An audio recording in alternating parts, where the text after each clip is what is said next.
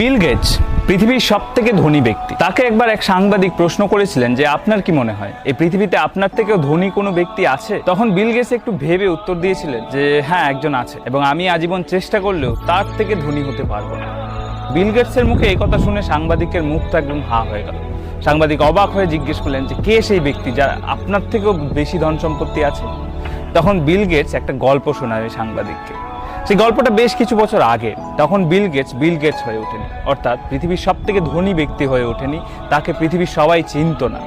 তখন সে একজন সাধারণ বিজনেসম্যান, এবং সে কোথাও একটা ট্রাভেল করতে গিয়ে নিউ ইয়র্ক এয়ারপোর্টের সামনে এক খবরের কাগজ বিক্রেতাকে দেখেন, এবং খবরের কাগজ বিক্রেতাকে দেখে তিনি এগিয়ে যান একটা খবরের কাগজ কিনবেন বলে। গিয়ে একটা খবরের কাগজ হাতে নেন। হাতে নিয়ে যখন টাকা দিতে যাবেন, সেই মুহূর্তে বিল গেটস লক্ষ্য করেন যে তার পকেটে খুচরো পয়সা নেই। ভাবা যায় বিল গেটসের কাছে পয়সা নেই। যাই হোক, তো খুচরো পয়সা নেই দেখে উনি খবরের কাগজটা